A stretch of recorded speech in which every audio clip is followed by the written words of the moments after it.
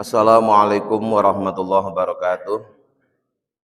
Bismillah, alhamdulillah, assalatu wassalamu ala rasulillah Sayyidina wa maulana Muhammad ibn Abdillah la nabiyya ba'dahu wa ala alihi wa man tabi'ah minat dunya ilal qiyamah la haula wa la quwata illa billah ma ba'du. Hadirin ma'asyiral muslimin hafizakumullah. Pagi ini akan kami bacakan penjelasan tentang harapan yang membahayakan. Dalam qaidah bahasa Arab, harapan itu ada dua macam. Yang pertama disebut dengan istilah taroji. Taroji itu harapan yang rasional, harapan yang disertai ikhtiar, dan yang diharapkan sesuatu yang mungkin terjadi. Itu namanya taroji. Yang kedua yaitu istilahnya tamani. Taman itu ya harapan, angan-angan, keinginan, tapi tidak rasional dan mustahil bisa terjadi. Kalau terjadi, itu ya mungkin hanya 1% atau 2% saja untuk menunjukkan kuasa Allah. Contoh tamani itu adalah misalnya ada orang usianya sudah 60 tahun. Terus dia berharap, berkeinginan pengen kembali menjadi 25 tahun. Itu kan tamani itu namanya. Ya, istilahnya tamani. Atau orang yang nggak mau ikhtiar, nggak mau kerja, nggak mau usaha, tapi pengen kaya. Padahal orang tuanya miskin. Itu juga namanya tamani. Di harapan, angan-angan, keinginan yang tidak rasional dan hampir mustahil terjadi. Karena kalau itu terjadi mungkin hanya 1% atau 2% sebagai bukti kuasa Allah. Wa'lam, dan ketahuilah anna amanyal maghfirati, sesungguhnya harapan mendapatkan ampunan, ma'al kasali disertai rasa malas, wal bitolati dan lelet, itu min adori sayin termasuk sesuatu yang membahayakan alal insani bagi manusia. Jadi kalau ada orang pengennya dapat ampunan dari Allah karena dia yakin Allah itu maha pengampun, tapi prakteknya dia itu malas mohon ampun, ya. Pengen dapat ampunan tapi malas mohon ampun, atau dia itu lelet, tidak terengginas dalam berikhtiar, maka yang demikian ini kata Sayyid Abdul Al-Awi itu merupakan harapan, keinginan yang berbahaya bagi manusia. Karena harapannya itu tidak akan terwujud. Kalau toh ada yang terwujud, barangkali hanya 1%. Waqad fasad, dan sungguh telah umum atau telah terkenal yang demikian itu ala al-sunil mukhallitina, pada lesannya orang-orang yang amalnya itu campur, min ahli hadza zamani, dari penduduk zaman ini, zaman di kitab ini ditulis. Jadi sejak kitab ini ditulis berdasarkan pengalaman Sayyid Abdullah Al-Awi Al-Haddad, bahwa banyak orang-orang yang inginnya dapat ampunan, ya, tapi malas ibadah. Inginnya dapat surga tapi malas beramal soleh. Termasuk dalam urusan dunia juga begitu. Inginnya jadi orang yang sukses, kaya, tapi malas usaha. Walidzalika, dan yang karena ini tawalna, kami telah secara panjang lebar al-kalam membicarakan fiha dalam masalah tersebut. Jadi dengan alasan seperti inilah maka kemudian di kitab ini kemarin dibahas secara panjang lebar bahwa banyak terjadi orang-orang yang berharap dapat ampunan tapi males, ya, berikhtiar untuk mohon ampunan. Roja'a, dengan harapan ayan fa'ah, memberi manfaat sapa Allah bihi, sapa Allah bihi dengan nasihat ini. Jadi di kitab ini kemarin dibahas secara panjang lebar dengan harapan sang penulis semoga Allah memberi manfaat dengan penjelasan ini. Memberikan manfaat man kepada orang wakofa yang berhenti alaihi pada pembicaraan atau yang merenungkan nasihat. minhum dari ahli hadzal zaman, dari penduduk negeri yang hidup pada saat ini, yaitu saat kitab ini ditulis. Setelah mereka mendapat manfaat, fayantabihu, kemudian dia beringat min ghaflatihi, dari kelalaiannya. Setelah mendengarkan nasihat ini diharapkan orang yang lalai menjadi ingat kembali, ya, bahwa sesungguhnya harapan itu harus disertai dengan ikhtiar, keinginan harus disertai dengan usaha, tidak hanya sekedar berhenti berharap. Wayastaiqizu, dan bangun min raddatihi, dari tidurnya. Indama ya'lamu, ketika orang itu sudah mengerti, anna ahlan nubuwah, sesungguhnya para nabi, wa ahlas sholahi, dan orang-orang yang soleh, kanu, adalah mereka, fi nihayatil khaufi, benar-benar merasa khauf, takut, minallahi, kepada Allah. Jadi para rasul, para nabi, para orang-orang soleh saja, mereka itu memiliki rasa takut yang sangat luar biasa kepada Allah. Kok ini ada orang biasa, ya, nggak punya rasa takut kepada Allah, itu sungguh aneh. Kemudian karena nggak ada rasa takut, kemudian nggak mau ibadah, hanya berharap dapat ampunan dari Allah. Hatta kana, sehingga adalah nabi kita Muhammad SAW, yaqulu, beliau bersabda, lau akhodani, seandainya menyiksa sapa Allah ana, padaku, pada diriku, wabna Maryam, dan anak laki-lakinya ibu Maryam, maksudnya adalah Nabi Isa alaihissalam, bima janat, disebabkan telah melukai hatani, dua jariku ini, yakni sababata, yaitu jari telunjuk, wal ibhami, dan jari jempol. Nabi bersabda, seandainya Allah menyiksa aku dan menyiksa putra Maryam, maksudnya adalah Nabi Isa SAW, disebabkan karena dua jariku telah melakukan kesalahan, yaitu jari telunjuk dan jari jempol, mungkin dipakai untuk jewer orang gitu misalnya. La adzabana, maka sungguh Allah telah menyiksa kepada kita, kami, maksudnya Nabi Muhammad dan Nabi Isa, tsummalam yatlimna, kemudian Allah tidak berbuat aniaya, tidak berbuat zalim kepada kami, syai'an, sedikit pun. Jadi Nabi Muhammad yang menjadi pimpinannya para rasul, pimpinannya para nabi, kemudian Nabi Isa yang juga rasulnya Allah, manusia pilihannya Allah, itu saja, ya, seandainya disiksa oleh Allah disebabkan karena kedua jarinya telah melakukan kesalahan, yaitu jari jempol dan jari telunjuk, maka yang dimaksud itu tidak bisa dikatakan terus Allah berbuat zalim, ya. Allah telah berbuat zalim kepada Nabi Muhammad dan Nabi Isa, itu tidak bisa, ya.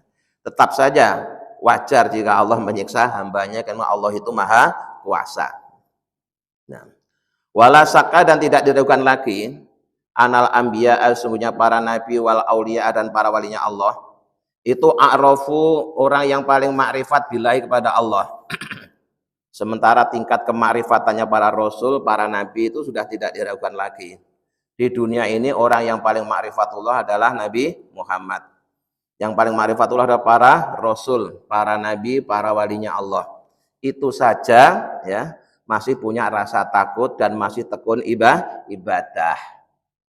Sementara di masyarakat ada sekelompok orang yang baru belajar tasawuf, udah nggak mau salat, nggak mau puasa, ya, itu jelas melenceng itu.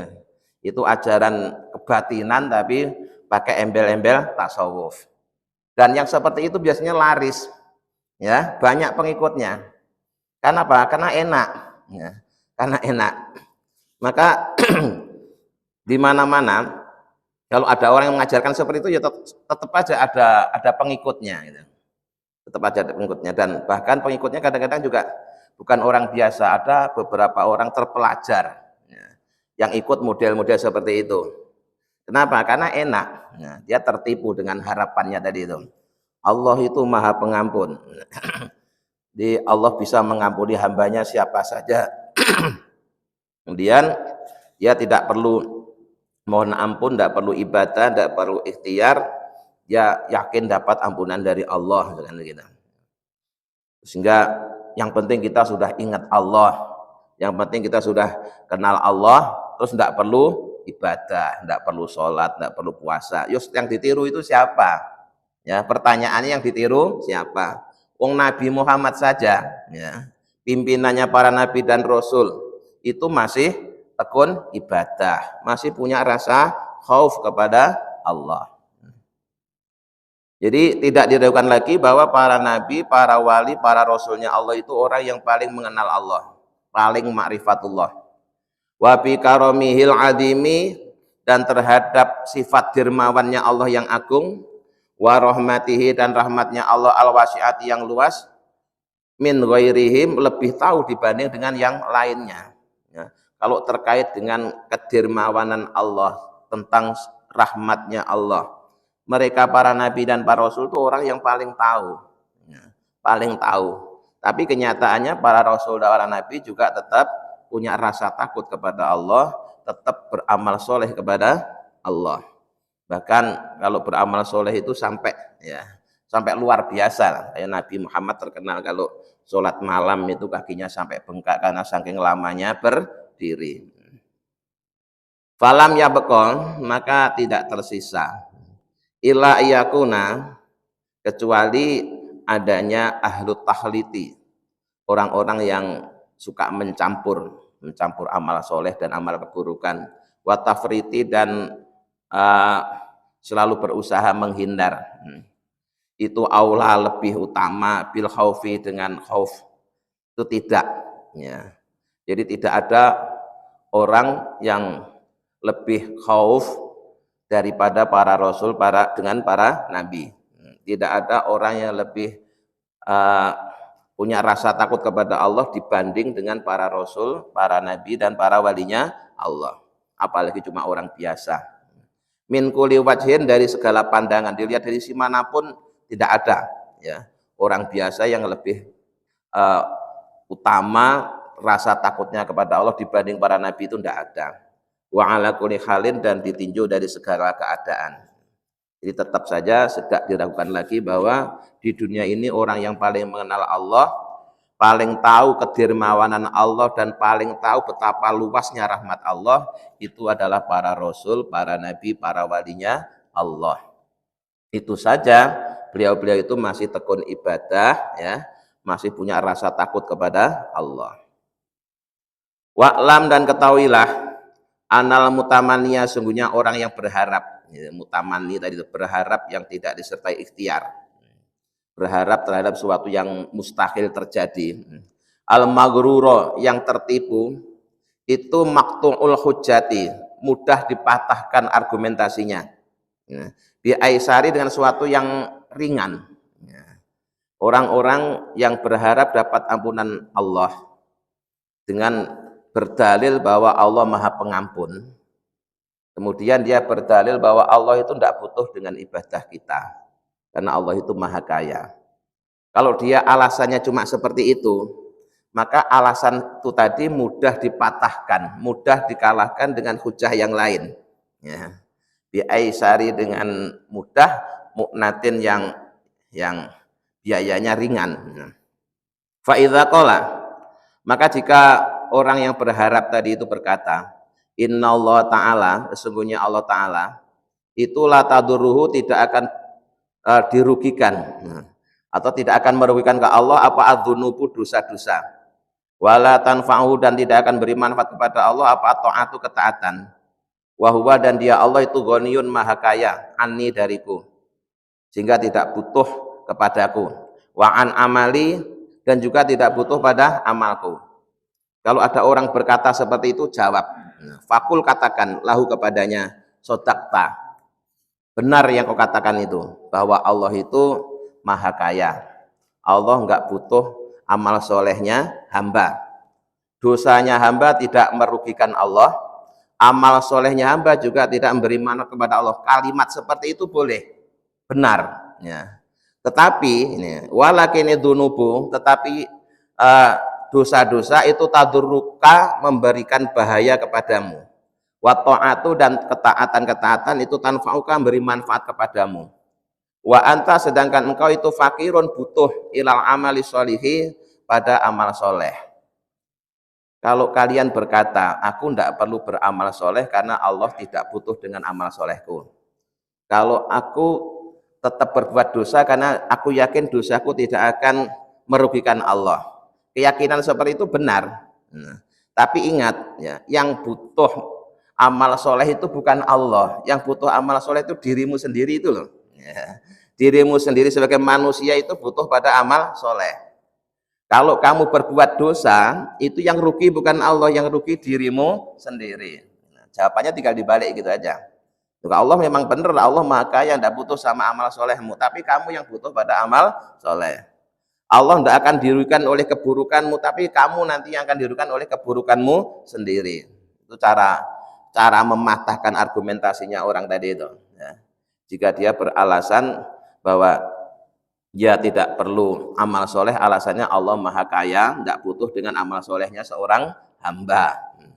Ya memang benar, Allahnya nggak butuh sama amal solehnya hamba, tapi si hamba itu mendapat manfaat dari amal soleh yang dia lakukan. Memang Allah tidak akan dirugikan oleh dosa-dosa yang dilakukan oleh manusia, tapi manusia itulah yang akan rugi dengan dosa-dosanya. Jadi wa anta, sedangkan engkau itu fakirun, butuh, ilal amali sholihi, pada amal soleh. Sumakul, kemudian katakan lahu kepadanya, uq'ud, duduk diamlah, anil kasbi, dari bekerja, wal harokati, dan bergerak, wasa'i, dan berusaha, ilal ma'asi, dari mencari penghidupan. Coba sekarang praktekkan dalam kehidupan nyata. Kalau kalian punya keyakinan seperti itu, kalian tidak usah kerja, tidak usah usaha, tidak usah ikhtiar, diam aja. Kira-kira kamu berani nggak, ya, untuk mendapatkan jaminan rizki dari Allah? Berani nggak? Fa inna Allah Ta'ala, maka sebenarnya Allah Ta'ala qad domina, sungguh telah menjamin laka padamu ar-rizqa, rizki. Wa khazainu samawati, sedangkan perbendaharaan langit, wal ardi, dan bumi, itu fi qabdati, dalam genggaman Allah. Fasaufa yaqulu, maka akan berkata laka kepadamu, sodakta, benar juga kau. Walakin labuta min nasa'i, tetapi tidak aku harus berusaha, wal harokati, dan bergerak. Nah, jadi kalau ada orang, ya begini, dalam urusan akhirat dia berkata, Allah tidak butuh dengan amal solehku karena Allah Maha Kaya. Allah tidak akan dirugikan oleh dosaku karena Allah Maha segala-galanya, gitu. Jawab saja bahwa memang benar Allah tidak butuh sama amal solehmu, tapi kamu yang butuh pada amal soleh. Memang benar Allah tidak dirugikan oleh keburukanmu, oleh dosa-dosamu, tapi kamu sendiri yang akan dirugikan oleh keburukanmu. Nah, kemudian katakan kepada mereka sekarang terkait dengan jaminan rizki. Nah, tentu kalian yakin bahwa rizkinya makhluk itu sudah dijamin oleh Allah. Ya, Allah itu sangat Maha Kaya, perbendaharaan langit dan bumi ada dalam genggaman Allah. Allah bisa ngasih rezeki siapa saja.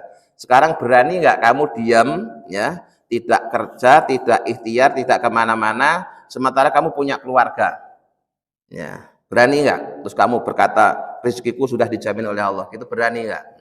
Pasti dia tidak akan berani. Nah, sekarang untuk urusan rizki di dunia aja dia nggak berani tanpa usaha, kenapa untuk akhirat kok dia berani tanpa ibadah? Ya. Jadi sungguh aneh, sungguh sangat bodoh. Untuk urusan dunia saja, ya, urusan rizki itu dia mengatakan tidak berani untuk tidak kerja, padahal soal rizki dijamin oleh Allah. Tapi giliran urusan akhirat, ya, dia berani tidak beramal soleh dengan harapan mendapatkan surga. Padahal itu sama aja, bahkan akhirat itu lebih mengkhawatirkan. Wakolama, dan sedikit sekali, ro'aina, aku melihat sesuatu, yahsulu, yang berhasil, biduni dzalika, dengan tanpa ikhtiar. Ya memang ada Pak, ya, ada orang berhasil tanpa ikhtiar itu juga ada. Tapi ya tadi itu prosentasenya barangkali hanya 1%. hanya untuk menunjukkan kalau Allah itu bisa bikin orang seperti itu. Nah, tapi ya cuma sedikit sekali. Umumnya ya semua yang berhasil itu setelah ikhtiar. Ya. Nanti itu juga ada. Ya. Orang-orang yang masuk surga tanpa amal soleh itu juga ada. Tapi ya sedikit sekali. Ya. Nggak tahu ada 1% apa tidak. Ya. Hanya sekedar untuk menunjukkan kalau Allah bisa memasukkan orang ke surga tanpa amal soleh. Tapi kebanyakan, ya, mayoritas yang mau surga itu ya karena dia rajin beramal soleh, gitu loh. Jadi Syekh Abdullah Al-Haddad ini juga wali kutub, ya, walinya Allah, keturunan Rasulullah. Itu ajarannya memang lebih menekankan kepada khauf. Ini kebalikannya dari Syekh Abdul Hasan As-Sadili. Ya, kalau Syekh Abdul Hasan As-Sadili itu dia ajarannya lebih menekankan kepada roja. Tapi kedua-duanya benar, ya. Dan kedua beliau itu hidup satu zaman, ya. Hidup satu zaman, tapi ketika berdakwah di masyarakat itu penekanannya beda. Yang satu lebih menekankan rasa khauf, yang satu lebih menekankan rasa roja. Dulu sebelum beliau berdua juga pernah Allah beri contoh seorang rasul, yaitu antara Nabi Isa alaihissalam dengan Nabi Yahya. Ya. Nabi Isa dan Nabi Yahya ini hidup satu zaman, tapi dalam berdakwah memang beda. Yang satu lebih menekankan khauf, yang satu lebih menekankan roja. Tapi kedua-duanya benar. Ya. Kedua-duanya benar. Kedua-duanya berdasarkan tuntunan langsung dari Allah Subhanahu wa Ta'ala. Jadi di kalimat terakhir tadi itu sang pengarang kitab ini yaitu Sayyid Abdullah Al-Alwi Al-Haddad mengatakan, sedikit sekali aku melihat orang yang berhasil tanpa melakukan ikhtiar. Ya ada, tapi sedikit. Kebanyakan mereka berhasil setelah melakukan ikhtiar. Nah, maka ya kita kalau pengen berhasil ya pakai yang umum aja lah, pakai standar umum saja, ya, pakai standar umum saja. Jadi kalau pengen berhasil ya harus ikhtiarnya yang sungguh-sungguh. Nah, jangan nggak mau ikhtiar terus lihat orang lain pengen, dia itu diam aja kok dapat ya. Yang beda-beda jatahnya, nah, kelasnya beda-beda. Jadi umumnya orang baru akan berhasil setelah dia melakukan ikhtiar.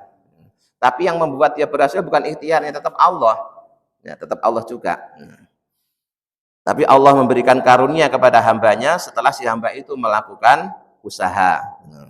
Ada juga yang Allah beri anugerah tanpa usaha juga ada, tapi sedikit sekali.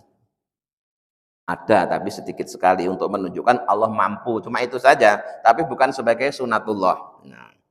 Fakul maka katakanlah kepadanya, innad dunya, sesungguhnya dunia, alati amaroka yang telah memerintahkan kepadamu sapa Allah bitarkiha untuk meninggalkan dunia. Wa nahaka dan Allah melarangmu anir rogbati dari mencintai fiha dalam dunia. Wa dhamina dan Allah menjamin laka padamu qadrul kifayati seukuran kebutuhanmu minha dari dunia. Itu saja la tahsulu tidak akan bisa kalian dapatkan illa bisa'i dengan kecuali dengan usaha wa talabi dan mencari. Ya. Katakan kepada mereka untuk urusan dunia saja, ya. Padahal dunia itu kalian oleh Allah disuruh untuk meninggalkannya. Allah melarang kalian mencintai dunia. Allah menjamin kepada kalian sesuai dengan kebutuhanmu. Itu saja tidak kalian dapatkan kecuali dengan ikhtiar, dengan usaha. Wal akhiratu, sedangkan akhirat alati rogobaka yang Allah telah alati rogobakallah yang Allah telah mengharapkan kamu senang fiha di akhirat. Wa amaroka dan Allah menyuruhmu bitolabia untuk mencari akhirat. Wa ahbaroka dan Allah beri kabar kepadamu fi kitabihi pada kitab-kitabnya yang diturunkan kepada para nabi dan rasul, itu wa ala lisani nabihi dan dengan penjelasan para nabi, bi annaka bahwasanya engkau itu la tanju tidak akan selamat fiha di akhirat, tidak akan selamat min adzabi dari siksanya Allah. Wa tafauzu dan kalian memperoleh bisawabi dengan pahalanya, hatta tas'a sehingga kalian berusaha laha untuk akhirat. Ya. Sedangkan akhirat itu Allah menyuruh kita untuk mencintainya. Allah menyuruh kita untuk mencarinya. Allah memberikan kabar kepada kita melalui kitab sucinya. Kemudian dijelaskan oleh para nabi, para rasul bahwa kalian tidak akan bisa selamat dari siksa akhirat, kalian tidak akan beruntung mendapatkan pahala di akhirat, sehingga kalian mau berusaha. Tetap harus ada ikhtiar, harus ada usaha. Wa tajtahida, dan kalian sungguh-sungguh fitolabiha dalam mencarinya. Naroka, aku melihat kalian mudayyi'an, menyia-nyiakan laha pada akhirat, wa ghaira muqtaridsin, dan tidak peduli biha dengan akhirat.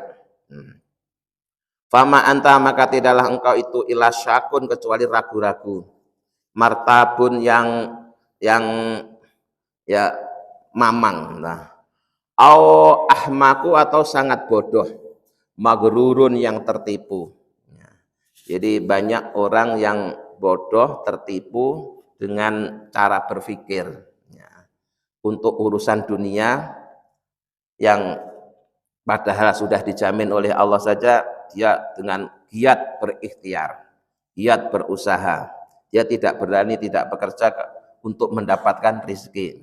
Kalau ingin dapat rezeki urusan dunia dia harus bekerja, itu dia yakin urusan dunia seperti itu, yakin. Tapi anehnya untuk urusan akhirat dia justru sebaliknya, bahwa dia tidak perlu ibadah, tidak perlu amal soleh, terus dia yakin nanti kalau Allah berikan surga dia akan masuk surga. Nah, orang yang berpikir seperti itu orang yang sangat bodoh dan orang yang tertipu dengan cara berpikirnya.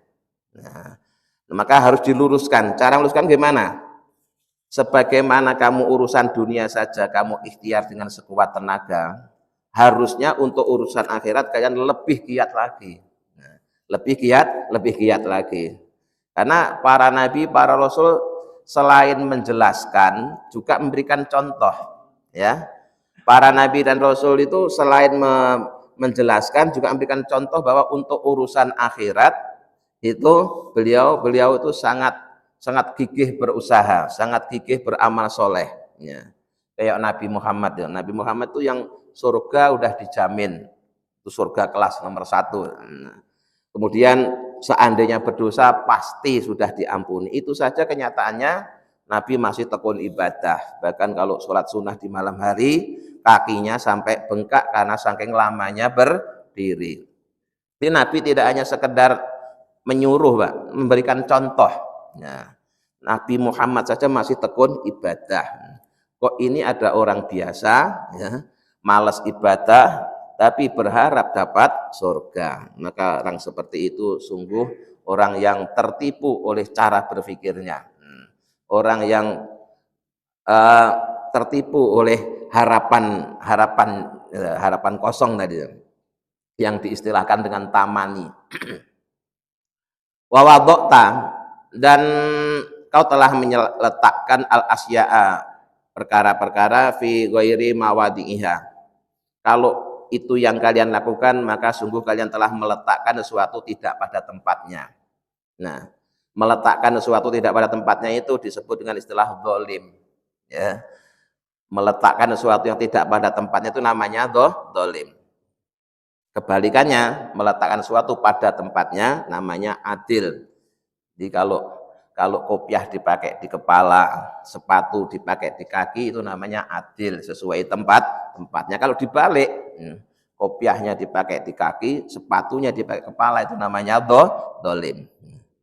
Nah, terkait dengan pandangan manusia terhadap dunia dan akhirat tadi itu sering kebalik, ya.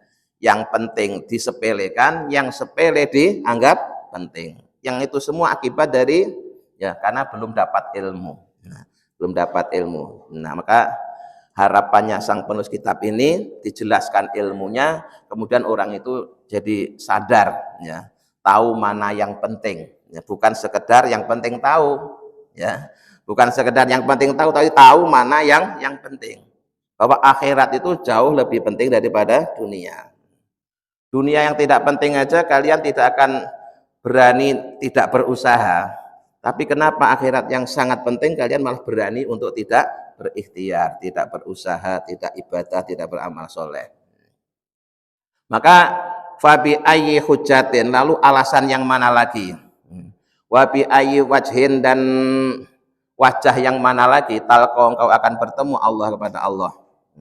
Lalu nanti apa alasanmu ketika kamu bertemu dengan Allah? Wa talqa, dan kalian bertemu rasulahu pada utusannya. Beranikah kalau nanti bertemu dengan Rasul kemudian engkau tidak membawa amal soleh sama sekali hanya karena mengharapkan syafaatnya, misalkan begitu? Berani enggak? Wong di dunia nggak punya duit aja udah kelimpungan, takut nggak bisa makan, kok ini di akhirat nggak bawa amal soleh, ya, terus berani berharap syafaat atau berani berharap dapat ampunan dari Allah? Ya harus ada modal. Alladzi arsalahu, yang Allah telah mengutus Rasul ilaika kepadamu, ya ta'uka, para Rasul mengajakmu minat dunia, dari dunia, ilal akhirati, menuju akhirat. Jadi para Rasul tugasnya sama Pak, sejak Rasul pertama sampai Rasul terakhir itu sama. Jadi mengajak umat manusia untuk hanya menuhankan Allah dan melarang menyekutukannya. Kemudian mengajak agar dunia ini tidak dijadikan tujuan, tetapi dunia ini hanya dijadikan bekal untuk meraih tujuan. Nah, tujuannya apa? Tujuannya akhirat. Cuma nyarinya bekal di akhirat itu di dunia. Maka nasib kita di akhirat itu tergantung dari apa yang kita lakukan di dunia. Ya. Jadi kalau dilihat dari sisi itu, dunia itu juga penting. Kenapa? Dunia ini menentukan nasib kita di akhirat. Karena dunia itu sarana, dunia itu ladang untuk bercocok amal soleh. Maka kalau kita sia-siakan, ya di akhirat kita akan rugi. Temennya panen, kita tidak panen. Temennya panen padi, kita cuma panen rumput. Akibat kita menyia-nyiakan ladang amal soleh di dunia. Fa inda dzalika, maka ketika demikian, tanqati'u, maka akan terputus apa hujatuhu, argumentasinya. Wala yadri, dan mereka tidak tahu ala ma apa yaqulu, yang harus diucapkan. Jadi kalau mereka datang ke akhirat dengan tidak membawa apa-apa, tidak membawa amal soleh sama sekali, maka dia akan tidak bisa bicara apa-apa. Ya. Kemudian argumentasinya tadi itu, yang dia katakan bahwa Allah Maha Pengampun, Allah Maha Kaya, itu kalah. Nah, kalah, terputus. Ya, hujahnya terputus, kalah. Jadi urusan dunia saja kalian sungguh-sungguh ikhtiar, tapi kenapa urusan akhirat kalian santai-santai saja? Maka harusnya, ya, urusan dunia ya ikhtiar, ya, akhirat lebih giat lagi berikhtiar. Karena dunia ini menjadi ladang, menjadi tempat untuk mencari bekal, yang nanti bekal itu kita pakai di akhirat. Mudah-mudahan dengan bimbingan Allah kita bisa memahami dan mengamalkannya. Amin ya rabbal alamin. Allahumma sholli ala sayyidina Muhammad wa sallam. Alhamdulillahi rabbil alamin. Allahumma inna nas'aluka imanan da'ima, yaqinan shadiqa, wa qalban khashi'an, lisanan dzakira, wa rizqan halalan, wa ilman nafi'atan sholihah. Rabbana atina fid dunya hasanah wa fil akhirati hasanah wa qina adzabannar. Subhana rabbika rabbil izzati amma yasifun, wa salamun alal mursalin, walhamdulillahi rabbil alamin. Assalamualaikum warahmatullahi wabarakatuh.